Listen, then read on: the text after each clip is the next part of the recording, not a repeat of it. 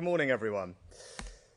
For 75 years, the NHS has existed for an enduring moral purpose, to give every single person in our country the security that comes from knowing that if you're sick, you will be cared for.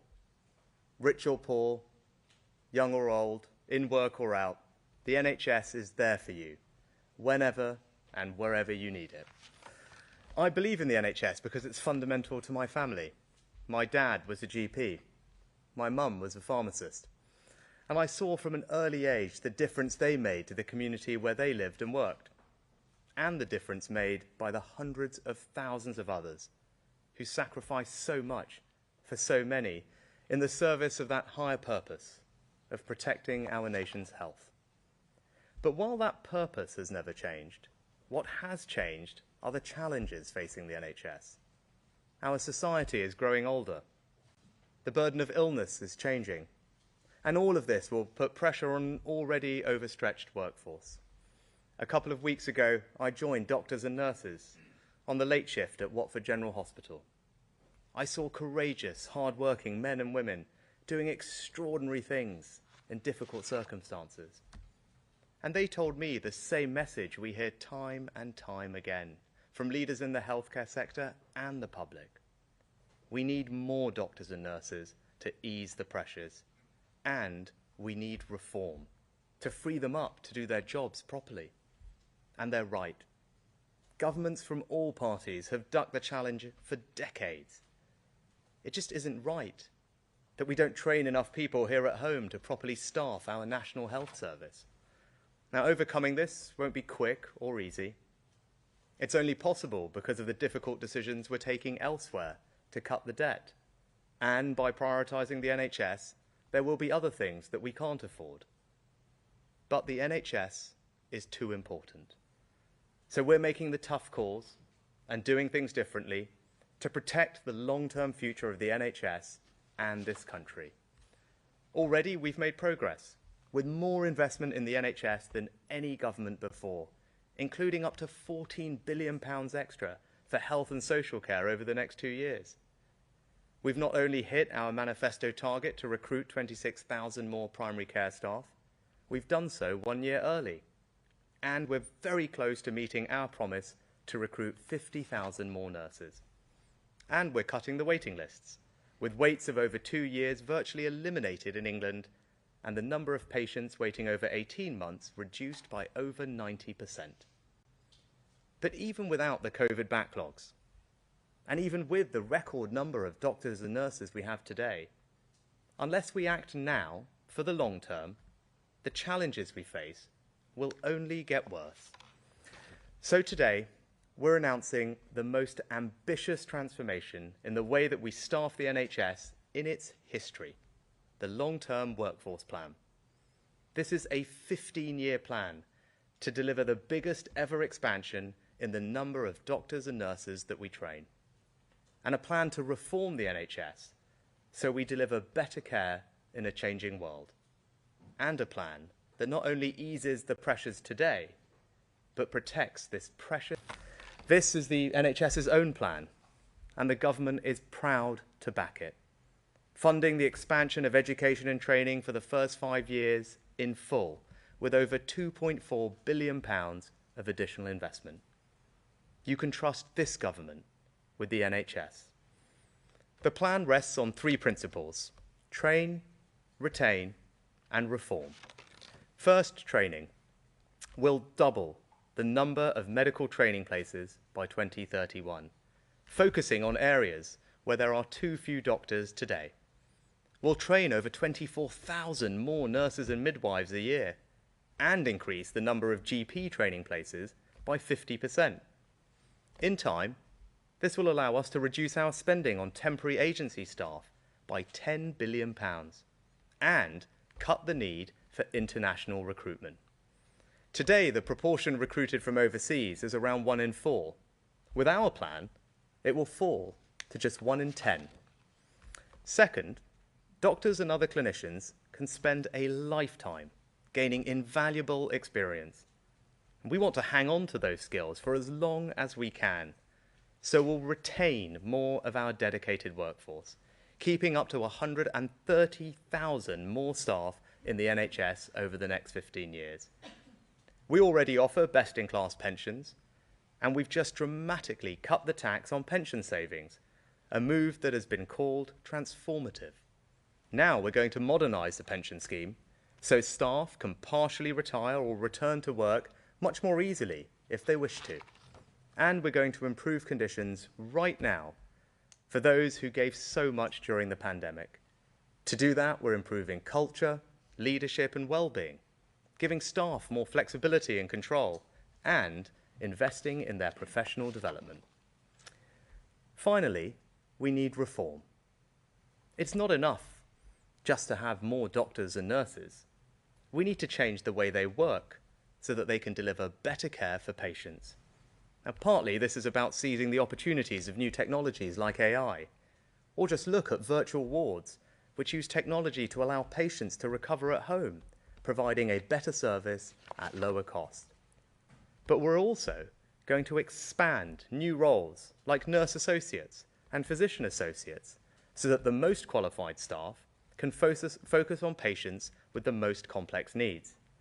We're going to drive the biggest ever expansion of apprenticeships in the NHS so that 1/5 of all clinical training will be offered through degree apprenticeships, helping to bring staff into the NHS from a much wider range of backgrounds. And will give staff in the NHS more opportunities to progress, such as becoming a nurse or a doctor, as well as making sure that the workforce of the future has the advanced knowledge they need to care for our ageing population. Now, taken together, these changes will raise NHS productivity, so patients get more and better care for the same money. So, training, retention, and reform. That's our plan to build the healthcare workforce of the future and secure the NHS for the long term. Next week marks the 75th anniversary of the NHS.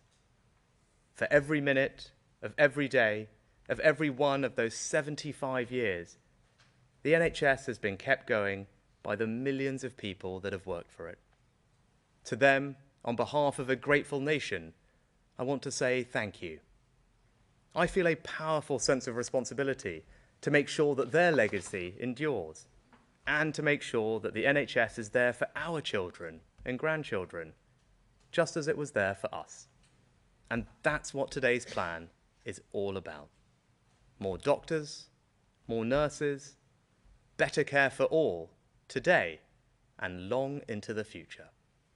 Thank you. I'm just going to hand over to Amanda. Thank you. Thank you very much, Prime Minister. So it's a real pleasure to be with you here at the launch of the first ever NHS long-term workforce plan.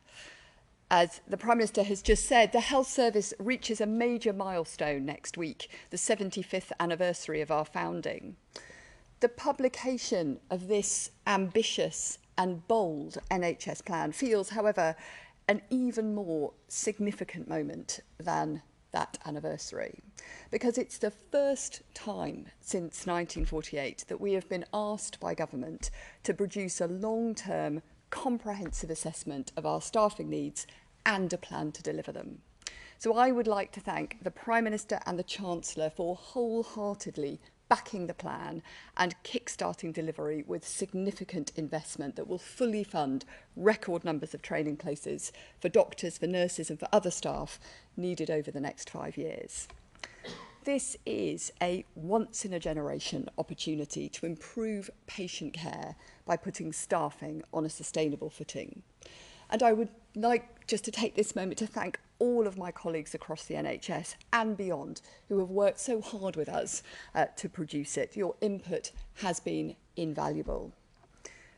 The NHS can do nothing without its staff. The last few years in particular have shown, I think, again, just the brilliance of our staff, caring for over 1 million people with COVID in hospitals, delivering the biggest vaccination programme in our history, dealing with the busiest winter on record, as well as making progress on backlogs and on cancer diagnoses.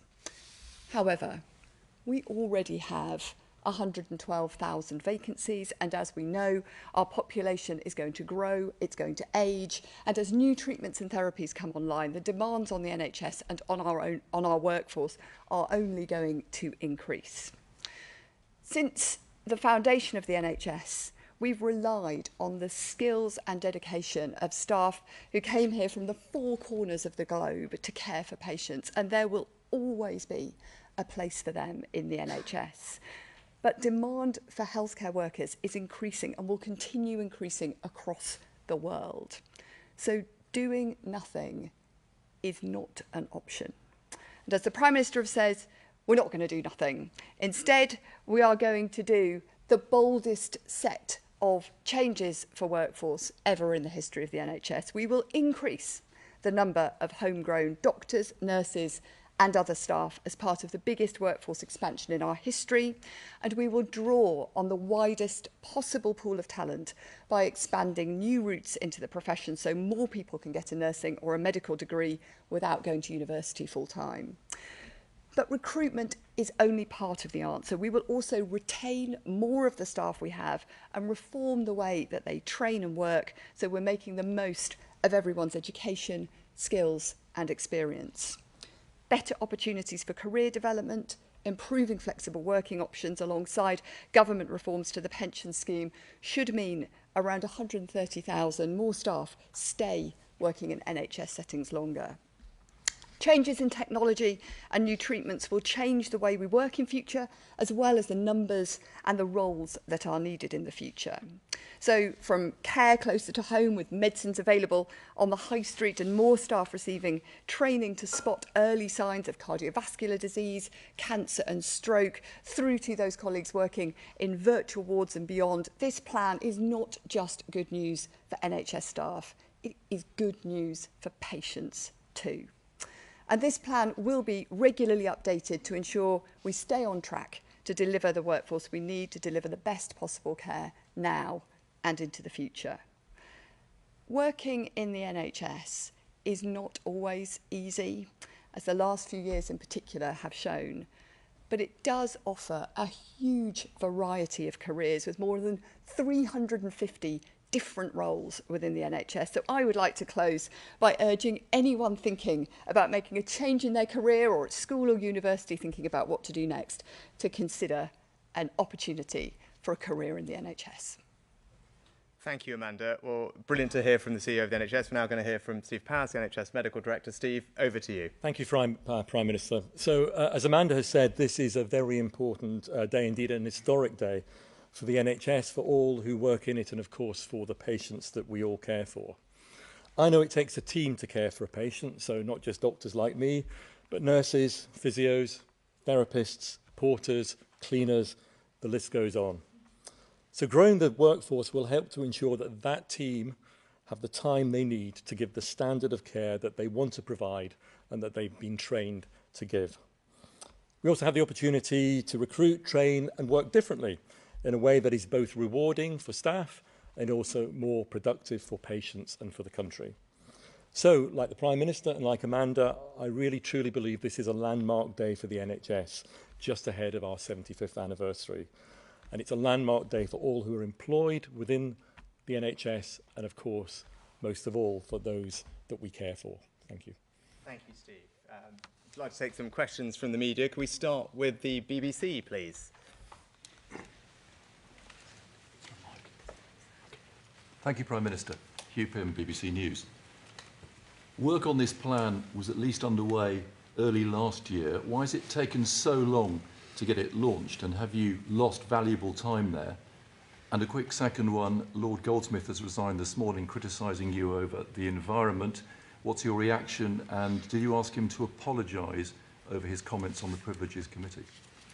Thank you, Hugh. Look, quickly on Lord Goldsmith. He was asked to apologise for his comments about the Privileges Committee, because I felt that those were incompatible with his position as a minister. He's obviously chosen to take a different course. I accept that. I'm proud of the record of this government, and indeed of Zac in government, making sure that we tackle climate change and protect our natural environment. I think the UK has played a leadership role globally, and we will continue to do so, as you will see. Now, on your question about the plan, I think that you've heard how Amanda and Steve and numerous other healthcare bodies have described it today. Landmark, historic, momentous, important. First time it's happened in 75 years. So it was important that we got it right, because this is a really important day, and this sets the NHS up for decades to come.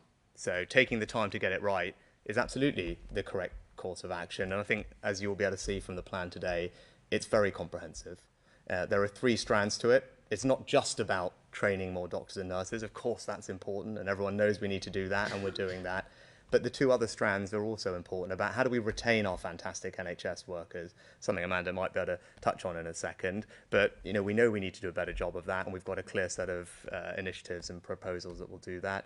But then also reform, because I know everyone wants to know that the government is backing the NHS with funding, and we're doing that. Record sums that have been put in by me, the Chancellor, and Steve, the Health Secretary. But we also want to make sure that money is well spent, and that the NHS is modernised so it is fit for the future to deliver the care that we all need, and do so in a way that is keeping up with how healthcare is changing. So look, 3 strands: train, retain and reform.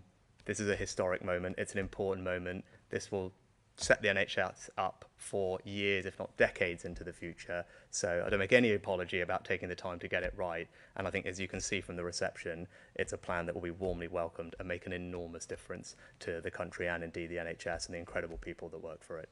I don't know, Amanda, do you want to touch on some of the retention bit perhaps, or what, the things that we've been working on? Very happy to talk a bit about retention, because I guess that goes slightly to your question, Hugh, about the time that it's going to take clearly to recruit, to train some of the staff that we're describing. But I think the retention actions clearly are for today. They're for now. So 2 really big things that it's worth mentioning. One is, we know flexibility really matters to our staff. So partly that's been addressed through some of the pension reforms, but we've recently announced initiatives like enabling doctors who might be considering retiring to continue to work more flexibly for the NHS, because we'd rather have some of their time than none of their time. So a range of things that will support people, particularly with flexibility around career end. The second thing we know really matters is career progression. So part of this plan, of course, is about more of those sorts of roles that we know can bring people into the NHS, nurse associates, we've talked about already, but also opportunities then for those people to progress through. So whether that's nurse associates becoming qualified nurses, becoming then advanced practitioners, or in a range of other ways, that's the other big component. But I think what Steve would say on retention, and this is another, I think, important point about why the long-term sustainability matters so much, is when you are working in the NHS, in fact we were talking about it as we were coming over today, and you turn up on a shift and it's people you're not familiar with working with, there are gaps in the rotas, that makes it really hard for people to feel they can do their best work looking after patients. So knowing that in time we will get to a place where we have a sustainable workforce solution also matters for staff who are working with us today. I think just quickly before we move on about the time that we've been spending to get this right, and Steve maybe could spend 30 seconds on it, is we also wanted to engage and listen to people. Right? This wasn't a plan that Amanda and Steve just concocted in their office and then sat down with Steve and me and the Chancellor to put together. What we've been doing with the time is talking to, I think, something like 60-odd organisations and 100-odd experts in the healthcare field, and Steve can speak to that because he's been doing a lot of that engagement.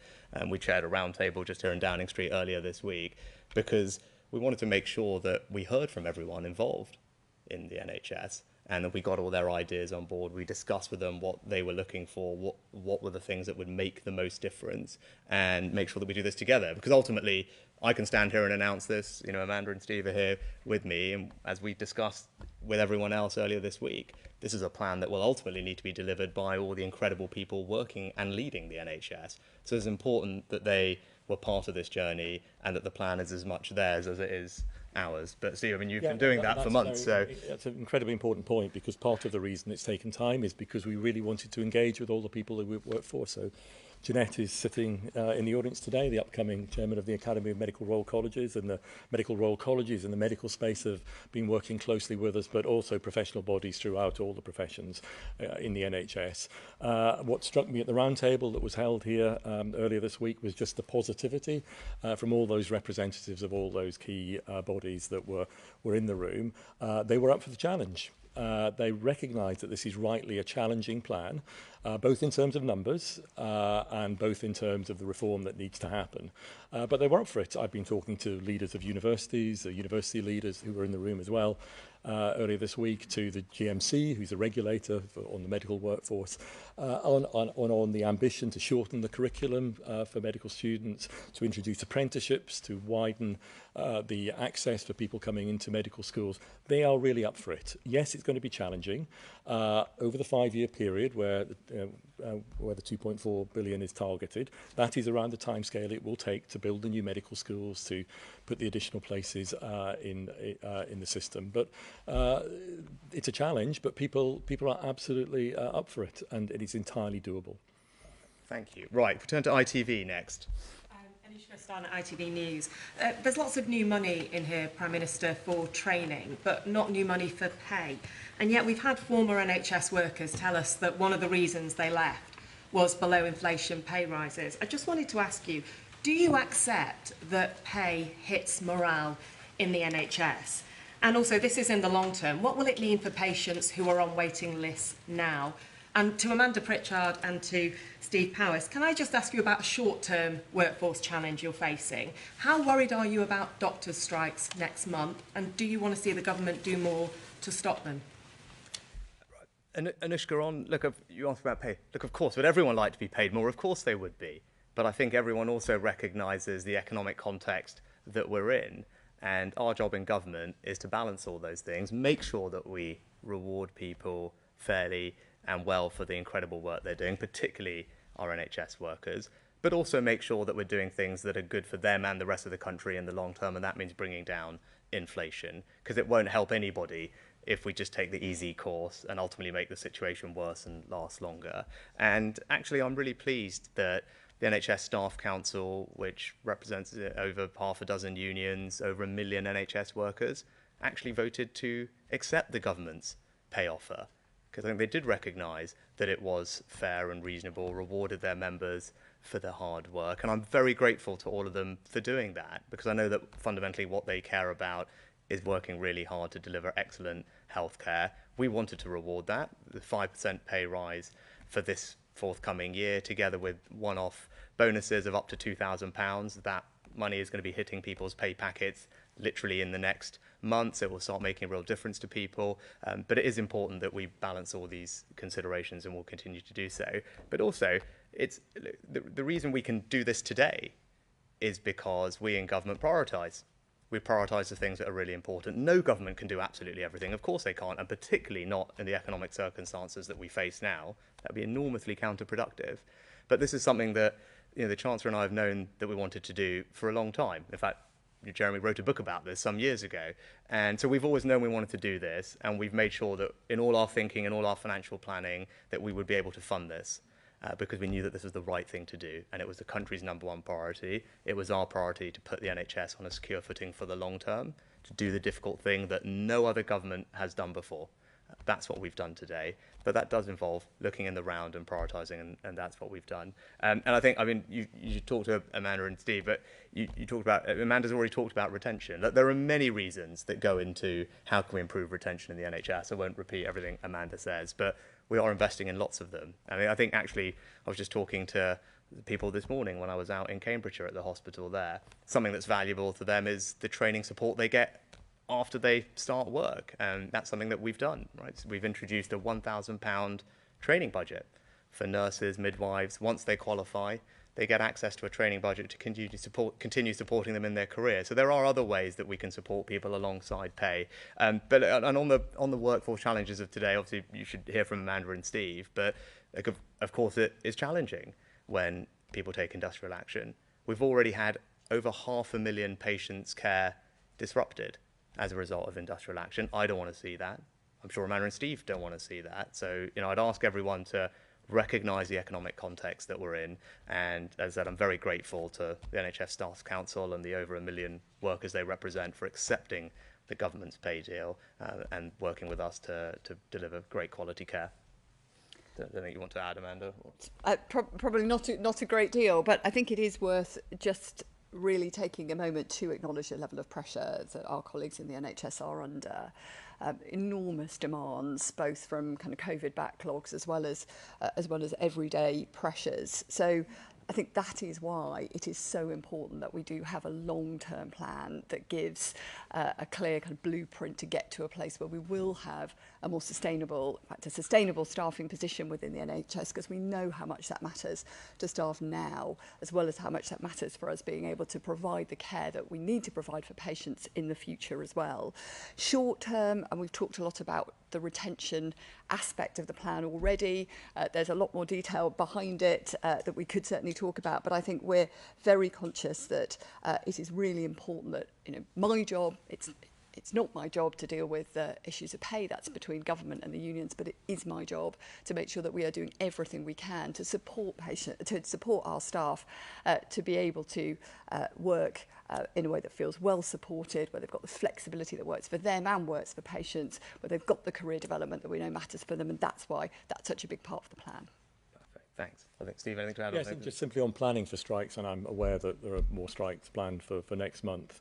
We will be doing what we've been doing throughout. Our job, Amanda and our colleagues in NHS, our job is to prepare for those strikes, to ensure that we keep patients safe, that we keep those services going, that we can keep going. Of course, we'll be focusing on making sure emergency services, maternity services, trauma service, those key services are kept intact and running as normal and as safe.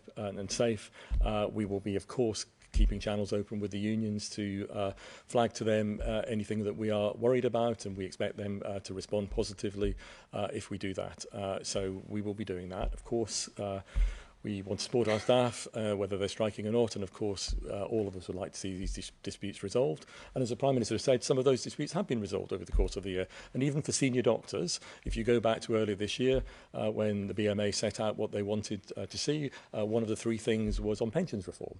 And of course, pensions reform has been delivered, and that now is off the table as an issue. So, I have to remain, I always will remain optimistic that we can make progress. But what we're talking about today is both in the short term and in the long term, putting in place the conditions that mean job satisfaction and getting people enjoying work and wanting to come to work is there every day, every week in the NHS. And putting in more resilience, because it has been a really tough time, as Amanda has said, particularly over the pandemic. I'd just add, I sit down with Steve, Amanda and Steve and others almost every week, and in spite of the industrial action, we are still making progress on cutting the waiting list, right? And that is down to the extraordinary efforts of everyone involved. But if you look at waiting lists, we've, as I said, virtually eliminated 1.5-year waiters. We've eliminated 2-year waiters last year. Look at A&E and ambulance times, strong recovery from winter. We're rolling out virtual wards, more hospital surgical hubs to do elective surgery, more community diagnostic centres, more use of virtual wards. All those things are making a difference right now and improving people's experience with the NHS, improving their care, and we're managing to do that in spite of the industrial action, and that's thanks to an enormous amount of hard work from a lot of people. And that is, as I said, we put record funding in weeks after I became Prime Minister. We're using that funding to good effect. Next, GB News. Catherine Forster, GB News. Obviously, a huge amount to be welcomed in these plans. But in the short term, you've got cut waiting lists emblazoned across all the podiums. Currently, you've got a record 7.4 million people on waiting lists. You've got junior doctors going to strike for 5 days, also consultants. You spent last year saying, we'll go with whatever the independent pay review body recommends. Now you're not guaranteeing that you'll do even that. Are you confident that you can deliver on this priority and all of your 5 priorities in a significant way before the next election? The simple answer is yes, I am. And that's why I set them out very clearly at the beginning of the year. Actually unusual, and it's great that everyone's talking about them, because I think it's right that leaders and politicians set very clear objectives, make it crystal clear to the country what they're trying to achieve so that I and everyone else can be held accountable for them. And it's good that they're transparent and everyone can understand what we're about. And we are making progress. In spite of the challenges that we face, we are doing things that are improving people's experience of patient care right now. As I said, for their sins, Amanda and Steve have to come and see me all the time, and we go through this on a very regular basis together with Steve. But let's talk about urgent and emergency care. Everyone remembers how challenging that was over the winter. You know, we have an urgent emergency care recovery plan. It involves more doctors, more nurses, more ambulances, then also more use of faster discharge and virtual wards. Look, all of those things are helping us improve our urgent and emergency care performance. Ambulance waiting times that were 1.5 hours, Cat 2, over winter, down to around about half an hour, and we're making good progress. A&E waiting times around, they were 65%, 4 hours at the worst point, now up at close to 75%. Virtual wards, Steve is doing a good job of rolling out across the country. What does that mean? Stops people from coming into hospital in the first place, gets them home quicker once they're there. Better patient care for them, improves the flow through the hospital. The money that we've put into social care, helping us discharge people quicker out of hospitals because they should be at home and need to be at home, that also helps. So the money that we've put in, that the Chancellor put in, as I said, weeks after I took office, is making a real difference. It's making a real difference right now to people. And is industrial action challenging? Of course it's challenging. Does it make everything harder? Of course it does. But we are still making progress. And in terms of the backlogs, we always knew that they would continue to grow. Right? There's the bounce back from COVID that we knew would happen. That was always forecast to happen. But in spite of that, we're eliminating steadily but surely the people who are waiting a very long time. Just recently, we made a significant announcement to give people choice about where they get their treatment. So from now on, when you get referred for further treatment from your GP, you'll be able to use the website or your app to select from different providers. And in doing so, you'll be able to cut your waiting times, because we know, and the research is very clear, that actually once you give that choice to people and they have the option of choosing a different hospital, it can cut waiting times by around 3 months.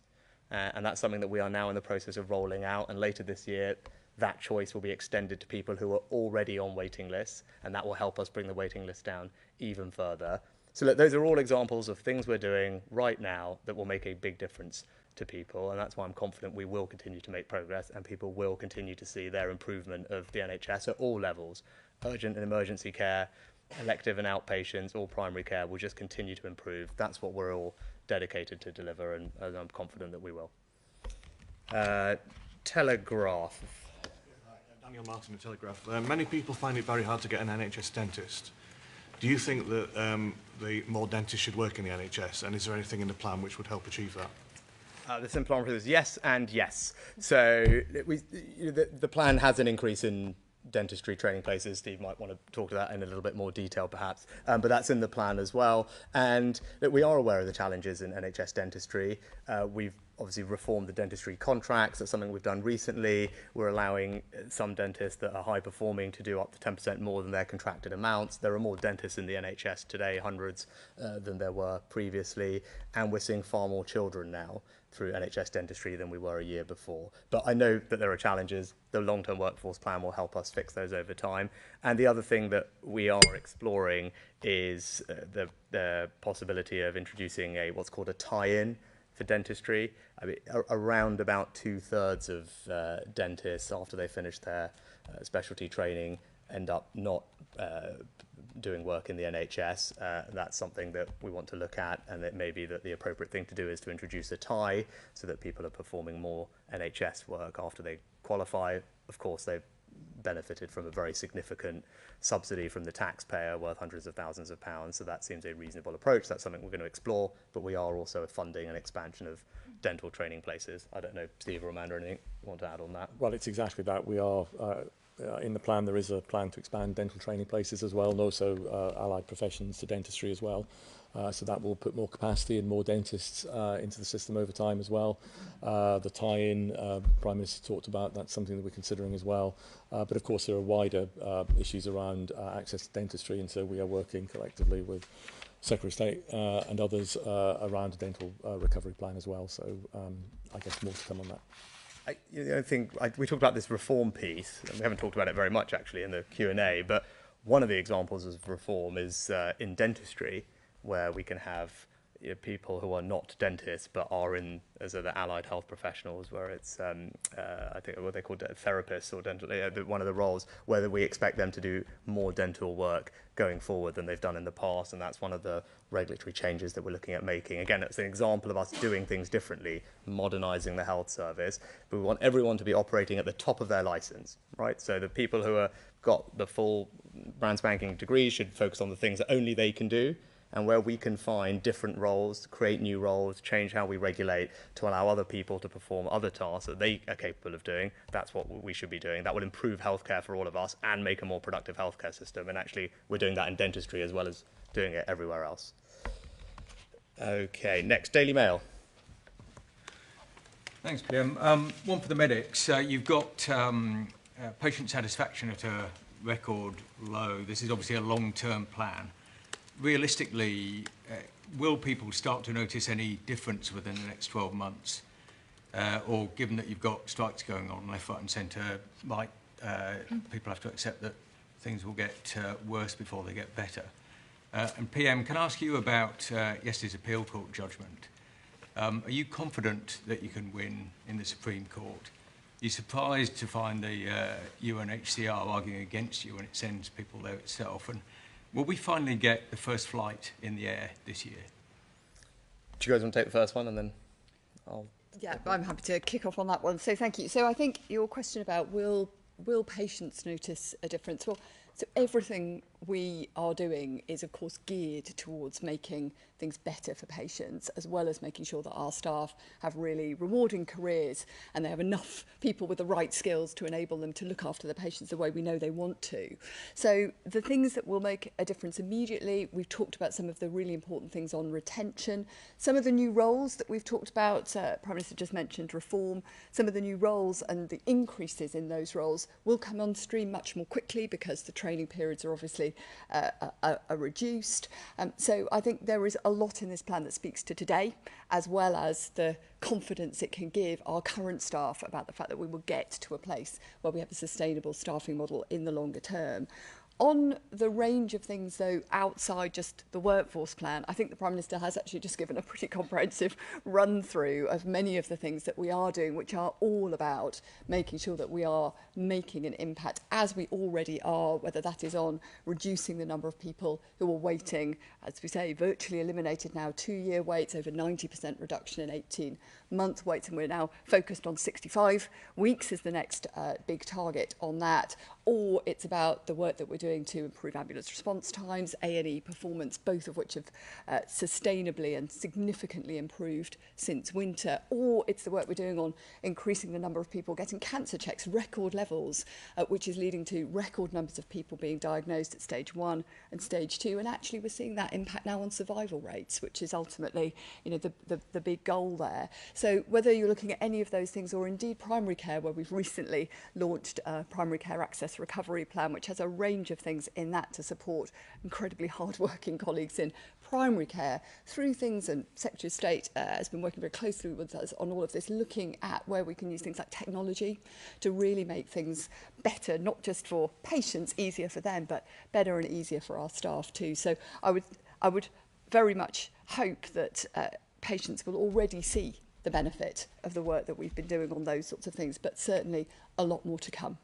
Can I just emphasise something, sorry, before Steve comes in, that Amanda said I think is really important and probably not well understood. Right now, the NHS is doing more, treating more people, seeing more people, diagnosing more people, scanning more people than it has ever done. Right, so because of the investment that we've put in, and because of the innovations in how we're doing things, all the, whether it's virtual wards or community diagnostic centres or elective surgical hubs, whatever it might be, all the new ways we're doing things and the funding, the NHS is doing more than it's ever done. Right, so yes, of course, do we have a challenge that people are waiting longer than we'd like? Yes, we know why that is. It's because we have a massive backlog that built up over 2 years of COVID, where we were not able to see everyone, and we always knew that would be the case. But people should be reassured that because of the investment and the hard work and the innovations, right now, thousands and thousands of people every day are being seen who would not have otherwise been seen, and that's because of the extra, as I said, funding, resources, innovations that we're putting in. So yes, we will get. That's why I'm confident we will get there, and the trajectory for all those things is up. Right, we have plans for all of these things to just keep increasing the amount of activity that the NHS can do, and that's how we will ultimately bring all these waiting lists down.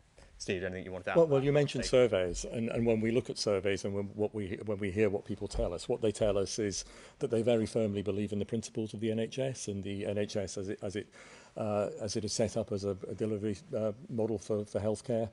They tell us that when they get care, they're very satisfied, but what they're frustrated at is access to care, whether it's in general practice, you mentioned dentistry, and of course getting people to urgent emergency care services quickly as well. And that's why that has been the focus of the plans that we have published with the government this year.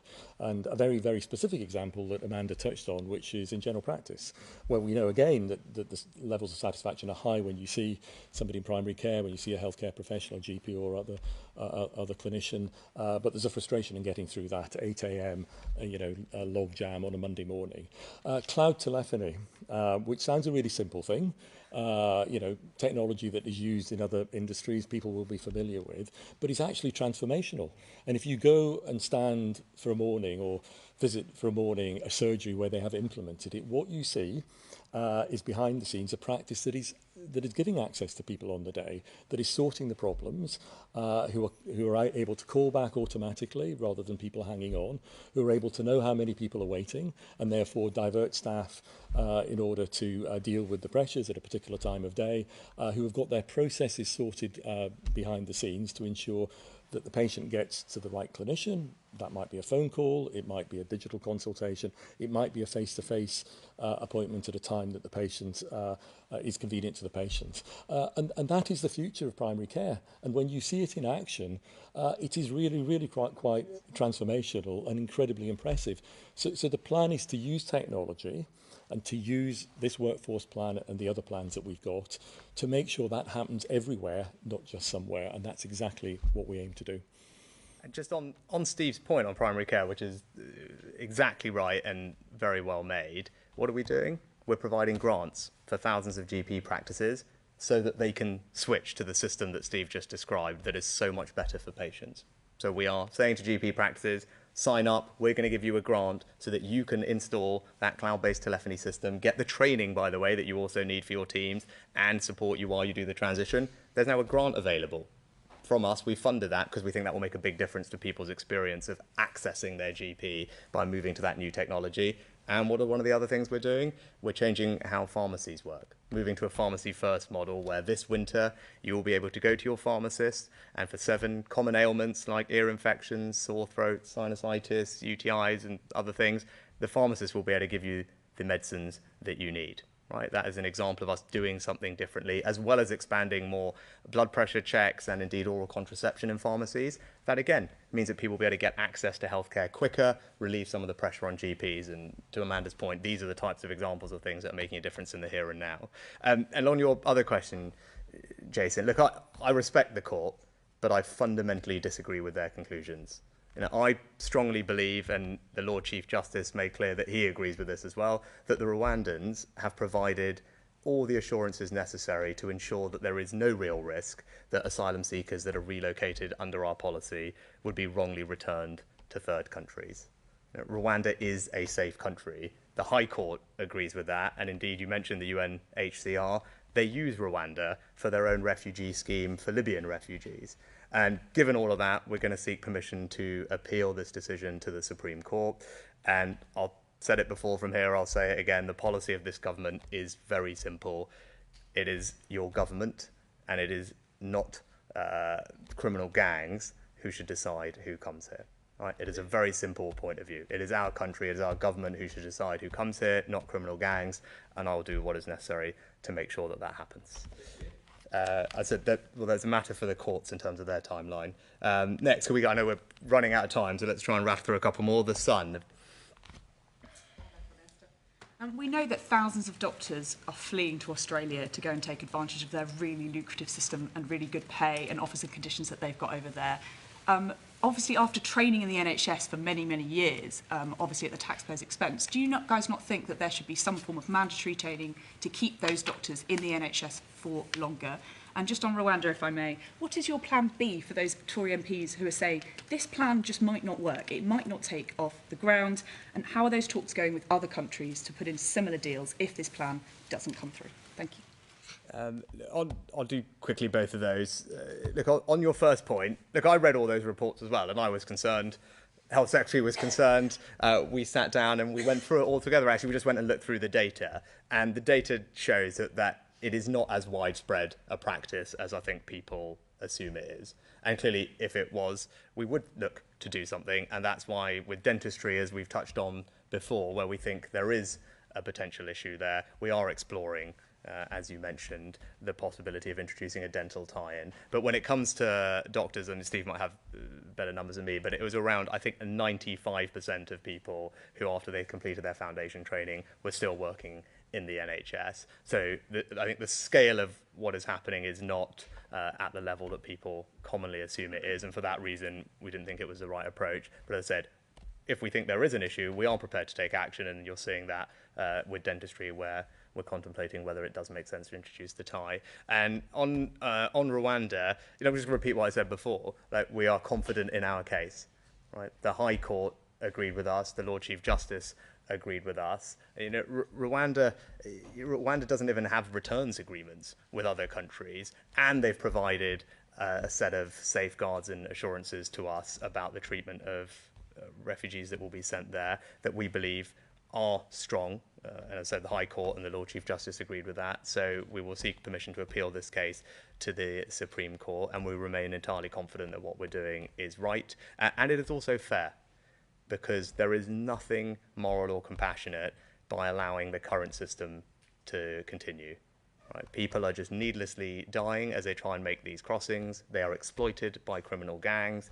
You spend any time with the people who are actually, as I've done, in the channel, picking people up, seeing the conditions that they are subject to, seeing what children are subject to, would find it very hard to justify maintaining this system. And this will always be a compassionate and tolerant country. We have welcomed almost 500,000 people here from all different parts of the world over the last few years. We will continue to do that, but we want to make sure that that compassion is targeted on the people who most need our help, and that our generosity is not exploited by gangs, and that is what our policy will seek to do. And you talk about other deals. You can already see some signs of progress there with the cooperation that we're having with the French, but also Albania, where our new returns agreement and the new approach to dealing with illegal migrants from Albania means that we have reduced the numbers by around 90% so far since that deal was signed, and we've returned almost 2,000 illegal migrants to Albania. So that, to me, shows that deterrence works.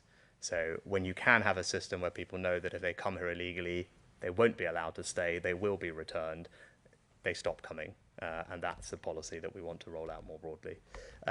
Great. Last one from The Times.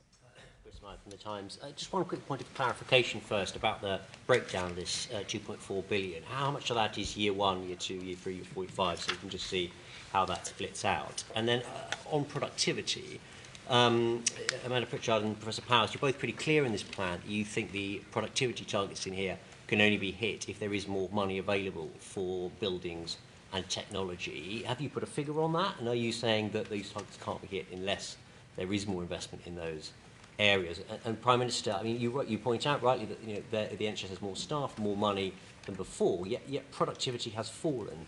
Why do you think that is? And do you agree with those who say that can't be reversed unless we spend more than we do now on beds, building and technology? No, so why has productivity fallen? Well, we had a 2-year pandemic, Chris, that impacted the NHS quite considerably and impacted how it had to work within infection prevention controls and lots of other measures that had to be introduced. So, look, of course, productivity took a hit whilst that was going on.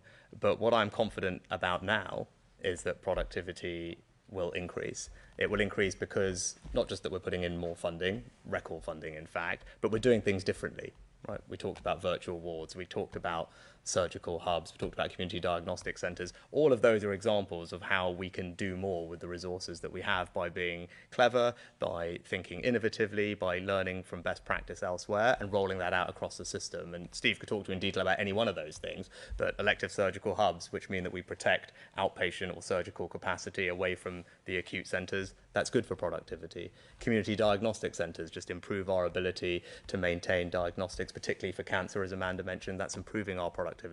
Where we're using AI as well. Talk to radiologists and radiographers now, particularly in dermatology, how they're using AI to save them time, diagnose things, spot things, and mean that they can spend more time doing more things. That's increasing productivity as we speak.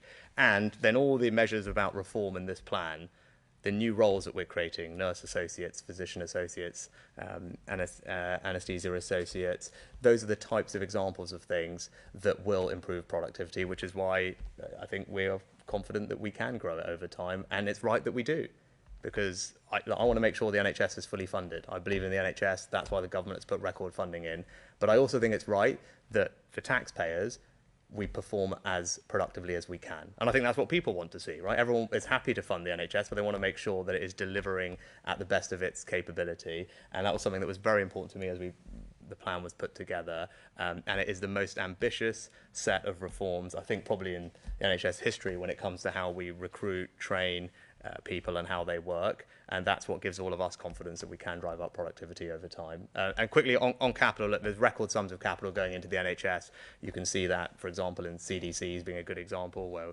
we're well on our way to getting 180 or 90 odd of those, I think, done. And hospital upgrades everywhere. And as you know, the 40 new hospital programme. So look, there's record sums of capital going in, and there will continue to be strong financial support for the NHS.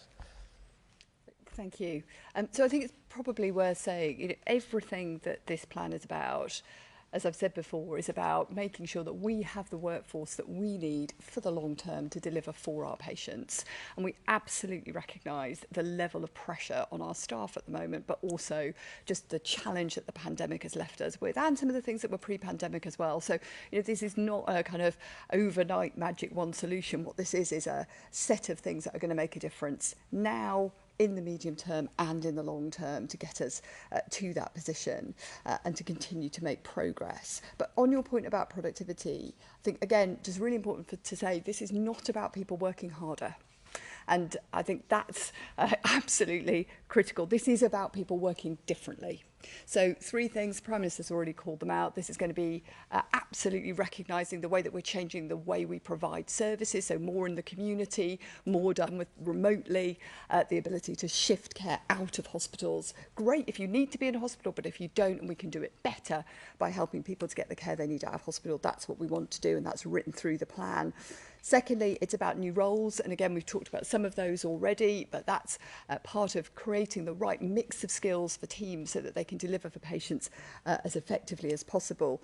But it is also going to be about continuing to see investment, as we have, in digital, in technology, and of course in the physical estate as well.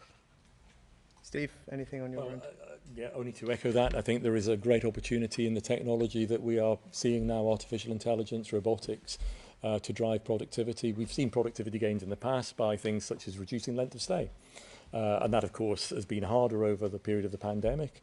But robotics, for instance, allow patients to go home earlier post-operation. Radiology, Jeanette, I mentioned already, who's here from the Academy, was previous president of the Royal College of Radiologists, and we're working very closely with the radiologists on imaging and how artificial intelligence can be used in imaging. For instance, in strokes, if you have a potential acute stroke, the diagnosis now is aided through artificial intelligence, also helping the radiologists in terms of imaging. So I think you will see much more of this going forward, and there's a real opportunity in clinical areas, also in non-clinical areas as well, just in administration and automated processes to drive those productivity gains. So yes, it is an important thing. Perfect. Just in conclusion, I would just say this is an incredibly important day for the NHS and for the country. And all of you have seen the comments from different stakeholders, and it's rare that people use words like historic and momentous to describe something that government and organisations do, but I think those are the right words to use to describe what is happening today, because for 75 years, the NHS has not had a long-term workforce plan, and for the first time, it will. And it's right that everyone takes a moment to recognise the significance of that moment. And I want to put on record my thanks, particularly to the Chancellor and the Health Secretary, but Stephen, Amanda, and all the many, many people who have helped feed in to this plan, because that's what it takes for us to deliver this. I said that earlier on, but I really meant it. Right, there are over 1 million people that work in the NHS, but all the people who are involved in implementing this plan now have a responsibility and a joint collective effort with all of us to deliver the incredible things that this plan is capable of doing. And if we can do that, then we can do something incredibly special for the country and for all the incredible people in the NHS, and deliver a healthcare system that is completely fit for the future for years, if not decades to come, providing a modernised health service that is effective, that gets people the care they need when they need it, in the way that they need it. And as I said, it's an example of this government doing difficult long-term things that are the right thing for the country. It's probably one of the most significant things I'll do as Prime Minister. It's a real personal moment of pride for me to be able to support this plan, because, as I said, I think it's what the country and the NHS needs, and I'm glad that we could do it. Thank you very much.